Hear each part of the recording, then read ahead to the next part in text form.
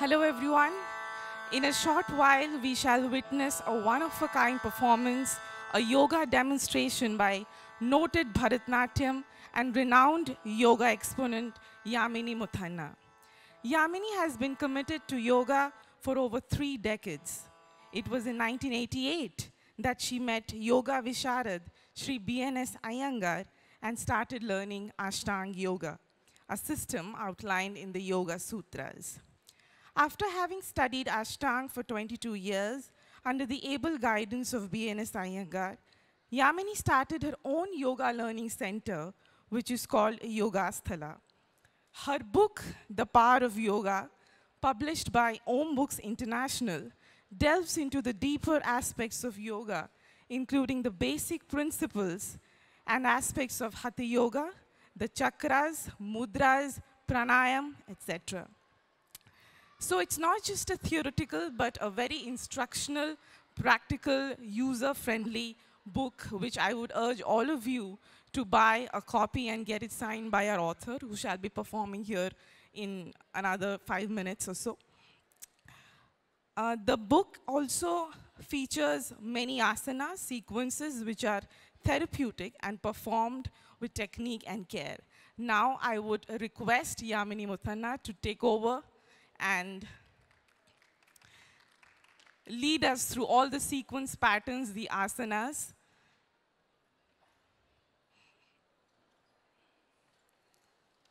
Is the music?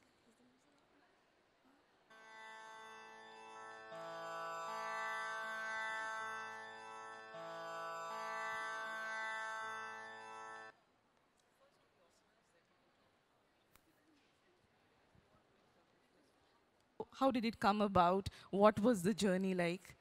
Walk us through the journey.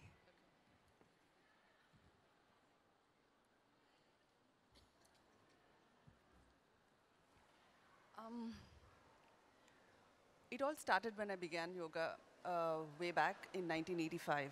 I started yoga then, met Guruji. I did not think that I would be writing a book or I would delve so deep into the practice. But as I started my learning with Guruji, there were a whole lot of things which I kind of learned first of all, and eventually recognized it in my practice also. So as this is a very ancient traditional practice, it's very difficult for us I mean, it's very theoretical in the beginning. So experiencing it takes a long time for us to actually, what do you say, feel it. So was this book an attempt to demystify the ancient text of yoga and make it more contemporary? Absolutely, because the texts of yoga, as in traditional texts of yoga, are all in the form of shlokas, which is in the form of aphorisms, which is very difficult to understand. If you understand it also, to experience it, there is a technique which is required where you have a guru to teach you the techniques. So as I learned with Guruji for almost 30 years, no, actually I learned it for 15 years with him every single day of practice. The experiences which I went through and the theoretical aspects of it which Guruji used to explain. I mean, theory is easy to understand from the brain, but when you have to experience it physically, you need practice for it. You need to do a sadhana. You need to do, as in practice. And also so this practice is this practice which I felt that I want to share, because it's a practice which is I mean, it's something which I've experienced, which I would want to share it with. So if you could talk a little about the structure of the book, how it has been divided into sequence patterns and asanas, so that it fits the lifestyle habits of today's yoga practitioners, whether they are new to the field or whether they are regular practitioners. So if you could talk about that, the sequencing. It's not related to just weight loss, but it's also about emotional well-being and things like that. Yeah. Yoga per se is something to do with how you work with your mind. So mind is given major importance. Along with the mind, slowly we start moving on to how the mind and the body should stay in coordination.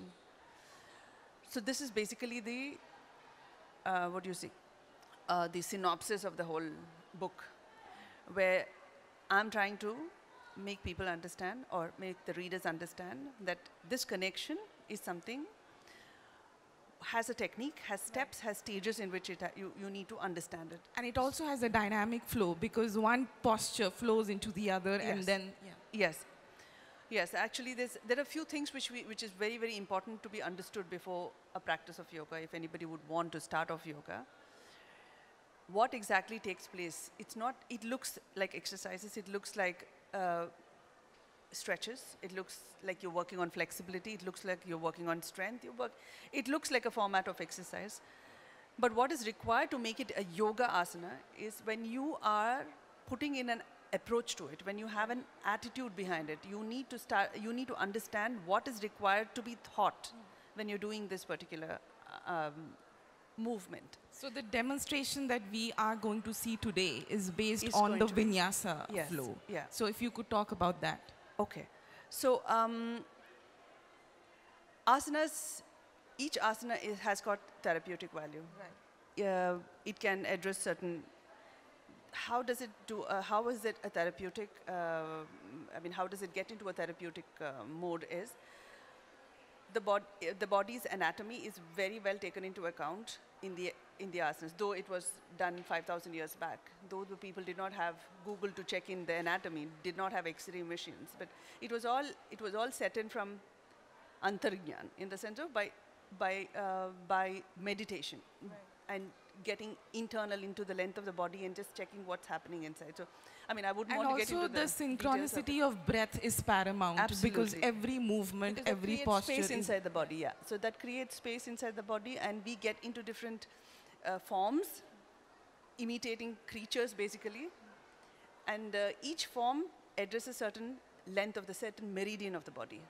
So that meridian of the body gets activated when you do this when you do the asana, and that's how it kind of starts showing results of. Say, for example, for diabetes, you need insulin. Marichasana is one of the asanas which kind of produces insulin. So it targets on triggering that point, like a pressure point, and releases the chemical required for. Right, but many people, they really understand the benefits of doing yoga in the 21st century and how it really affects the body, etc. But how do you inspire them to start, to begin? So how do we get to that struggle, overcome that struggle of beginning? Everybody is aware that yoga is important, is necessary, but to inspire yourself to start, that is where the problem is. So that's how the book came up. So that is basically to inspire to start, because it's not, if you notice, the book is not very elaborate. It's all on bullet points. It tells you the actual benefits of what is happening and how actually you need to do it without going into the details of it. So that this is one of my steps towards encouraging people to, step into the practice of yoga. Other than that, well, I speak about the benefits which I have went through from the time I was a teenager, through my different stages of womanhood. I also started teaching where I have so many examples of therapeutic experience by my students. Well, I do keep talking about it, and this is a fantastic platform. I thought, platforms like this would, help me promote. I didn't have to promote the practice of yoga. It's just to inspire and just to maybe remind them that there is something like this which will help you, get comfortable with life. So what we are going to see today, will it be easy to emulate once we go back after the session, or is it one of those very difficult? Well, it's a demonstration, so I guess I would do it as a demonstration. Well, the practice or the flow which I have in mind for today is going into where you can reach with your body, progress into this stage of practice. So I would be starting with a very simple routine, which kind of slowly gets into an advanced practice, which you can just watch and So I think we should maybe get inspired. Let's start with the demonstration. Right, thank you.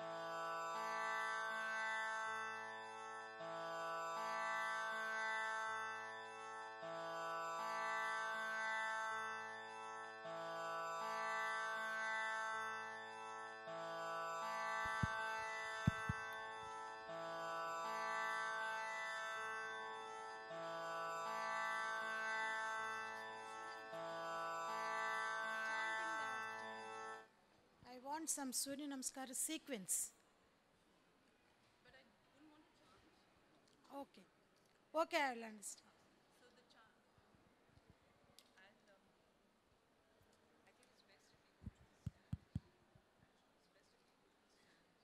Stand. She wants to see the Surya Namaskar again. Oh, okay.